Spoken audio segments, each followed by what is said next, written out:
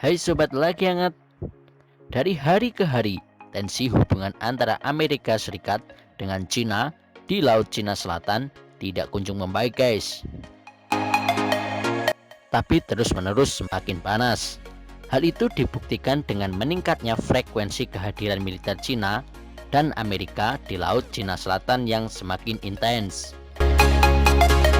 Dalam 4 bulan terakhir di tahun 2020, Angkatan Laut Amerika setidaknya 4 kali beroperasi di Laut Cina Selatan, terutama pada bagian area sengketa terjadi di mana Cina dan sejumlah negara seperti Filipina, Vietnam, dan Malaysia.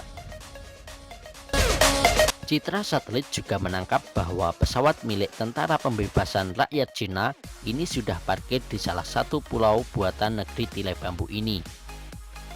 Pada tanggal kedatangan Presiden Xi Jinping di Kongres Rakyat Nasional di Beijing juga meminta militer Cina untuk mempersiapkan diri dari skenario terburuk yaitu peperangan.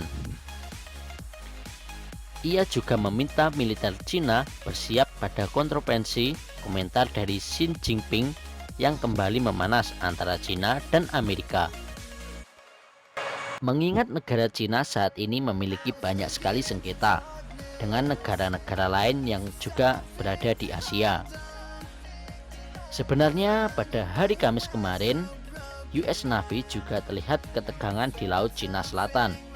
Cina mengusir kapal Amerika yang memasuki Kepulauan Paracel. Waduh, mancing-mancing terus nih. Paracel ini merupakan pulau yang disengketakan oleh Cina, Vietnam, dan Taiwan. Ada tumpang tindih terhadap wilayah Laut Cina Selatan, termasuk dengan Jepang, bahkan dengan Malaysia. Menurut saya negara-negara di ASEAN harus bersatu nih guys. Menurutmu gimana? Karena yang harus dihadapi adalah Sang Naga, negara dengan kekuatan militer ketiga terkuat di dunia. Laut Cina Selatan ini merupakan lokasi strategis yang krusial dan menjadi persinggahan bagi jalur pengiriman tersibuk di dunia.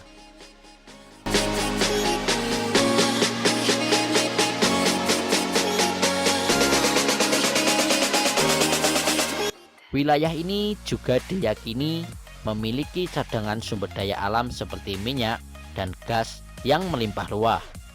Ya, ujung-ujungnya adalah duit, duit, duit, dan duit. Aduh.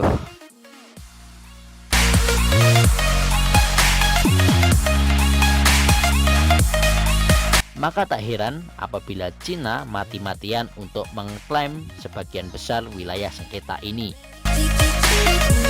dengan terus memperluas wilayah agresi di perairan tersebut. Padahal kawasan ini sudah diperebutkan oleh Filipina, Malaysia, dan Taiwan. Bagaimana dengan Indonesia ya? Indonesia adalah salah satu negara penandatangan hukum laut UNCLOS pada tahun 1982, mengambil sikap tegas dengan menolak dan mengeklaim Laut Cina Selatan.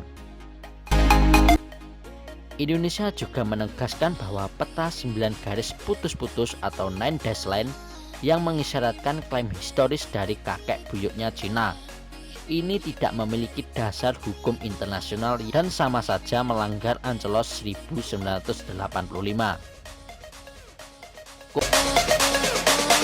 Komentar Indonesia ini disampaikan pada saat ketegangan terus meningkat di wilayah Laut Cina Selatan antara Cina dan Amerika, serta beberapa negara lainnya. Klaim Cina ini dibalas Amerika dengan menyatakan bahwa Beijing telah melakukan sesuatu yang ilegal. Lalu bagaimana nasib negara-negara di ASEAN ya?